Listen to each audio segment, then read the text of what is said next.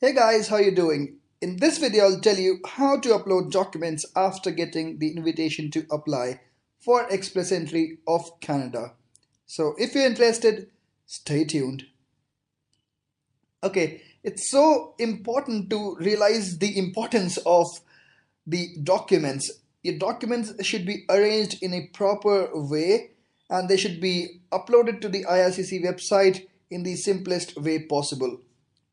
Okay, if you actually mess it up with the documents or you arrange them in the complicated way, then in that case the investigating officer might come back to you again asking for his documents, and this process might take some time, maybe a couple of more months even.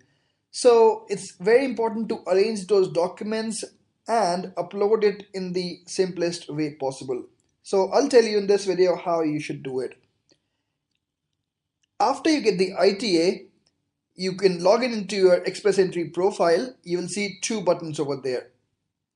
The first one would be to continue the application, and the second one would be to decline the application. If you click on continue application button, which of course you should click, so in that case you would get to see all those buttons from which you can upload those documents. Now obviously, because I've got my application is complete totally, so I cannot show you the demo of that, but I found a way to tell you, to demonstrate you how you should actually you know arrange your documents and then upload it to the IRCC website.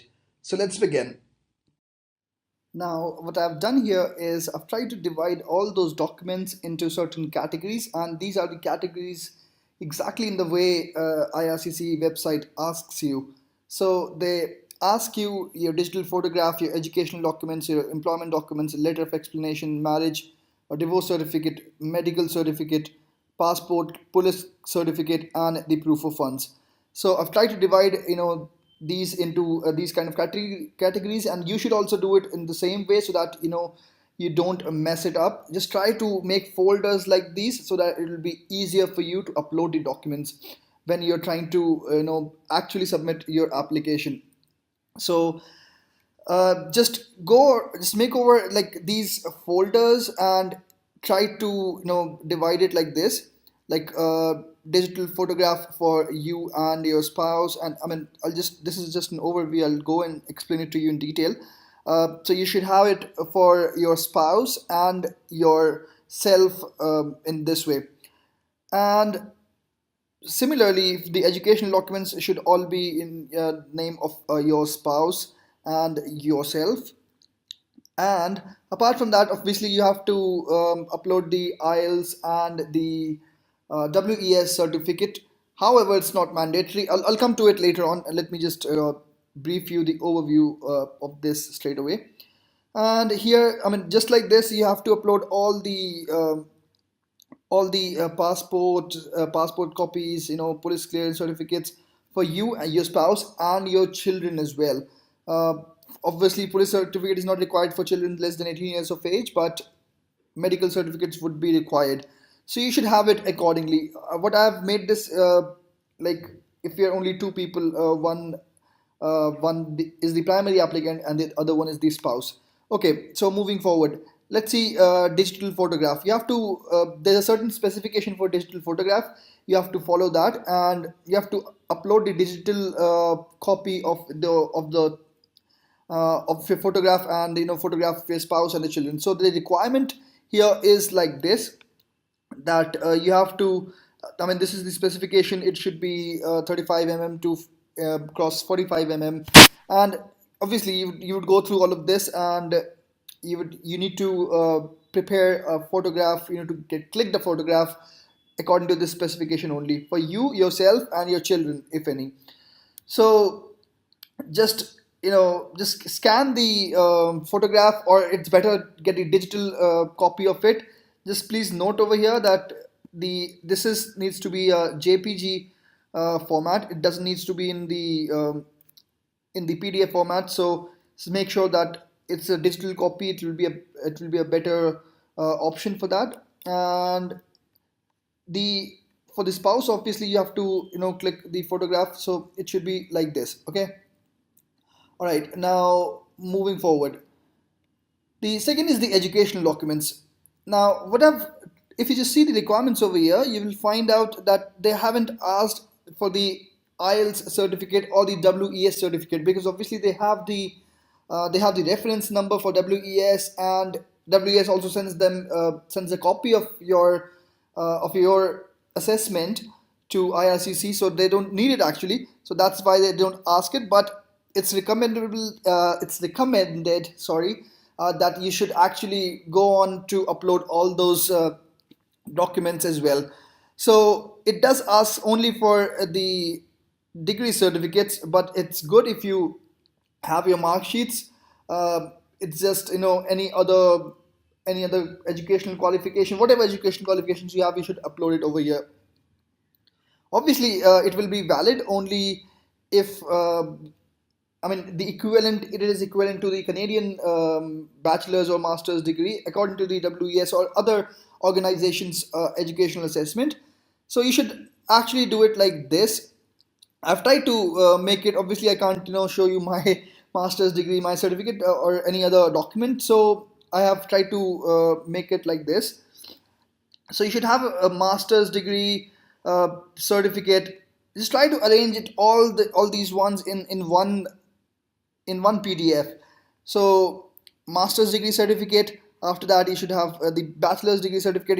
If you have PhDs, upload that one as well. Then you should upload your ECA report. However, it hasn't been asked, but if obviously you have it, so what's the point of not giving it?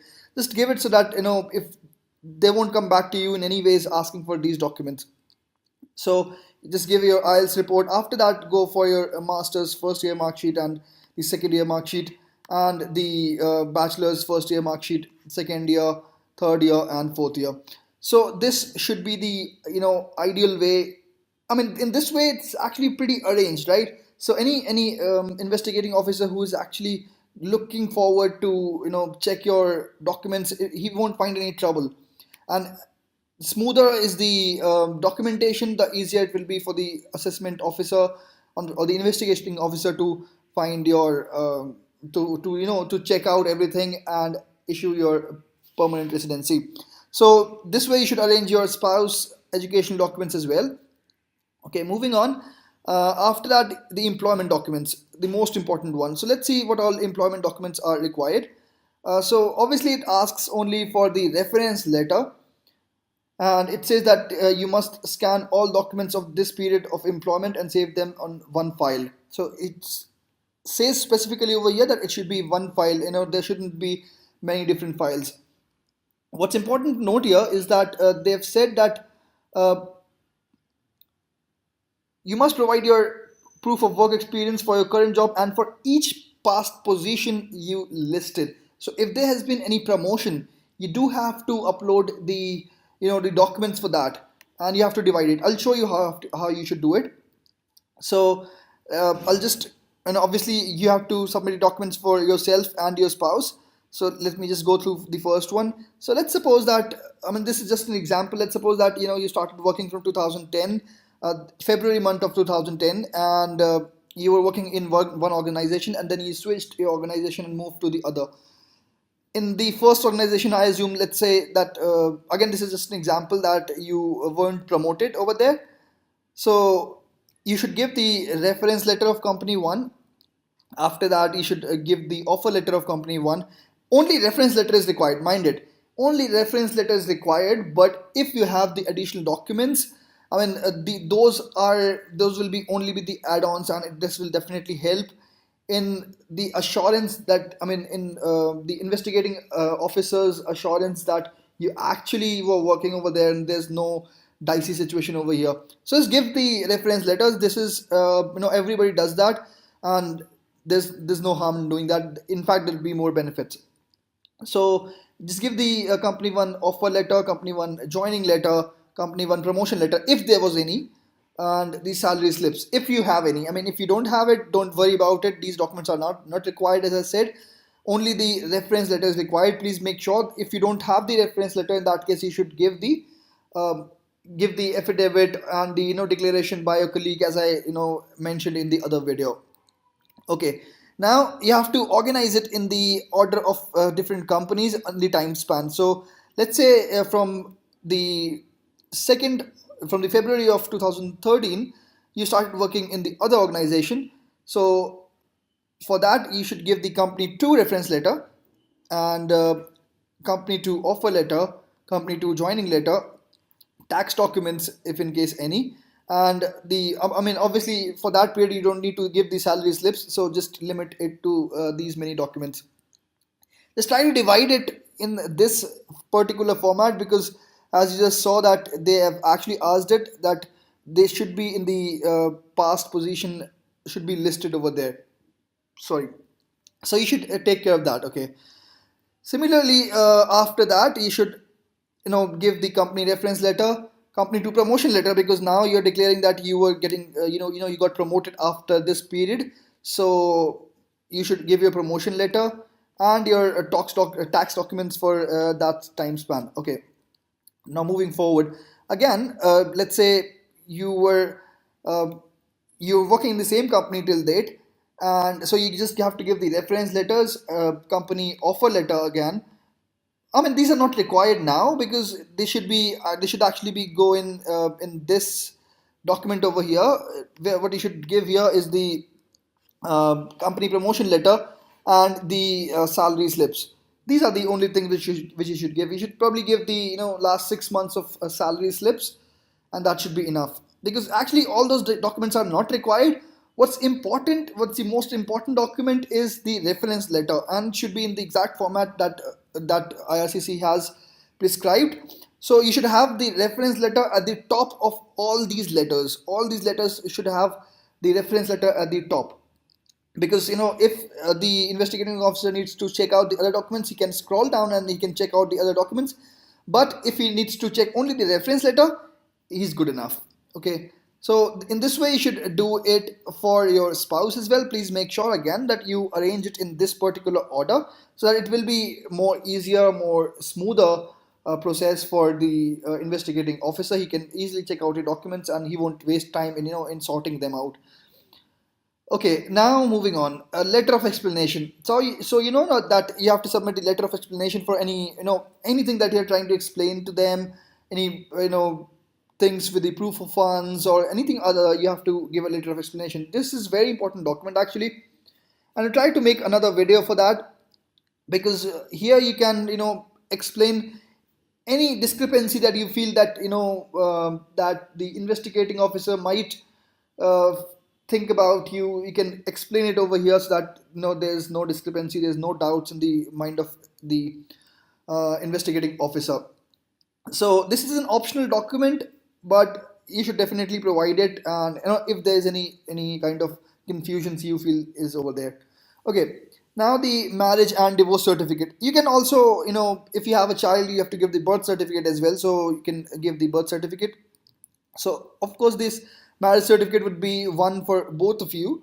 So you just convert it, just scan it, and then convert it into PDF and just upload it like this.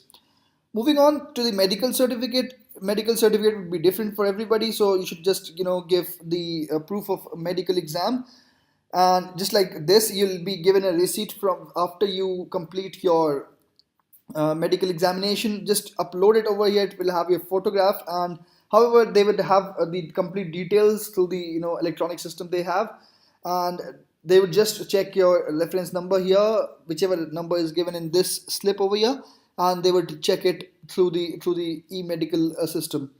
So this should be done for you, your spouse, and your children. Let's see what are the requirements for that. So just go through the requirements, whichever are there, because it is mentioned. This is the screenshot officially taken from the website of the IRCC, so you can just check it out. And the of course, coming on to the passport, you have to upload the passport for all the family members, your spouse, yourself, and the kid as well. So it says specifically that it should mention all of these details, and it should cover all the pages with visas, stamps, or markings. What I suggest is that just upload all the documents, just scan all the pages and upload all the documents. So you'll find, the just passport's first page and the last page are the most important ones because they do contain all the necessary information. After that, straight away, start uploading all the pages of all the documents, of all the of all the passports. Actually, if you do have the other passports as well, you should upload the pages, different pages for the old passports as well.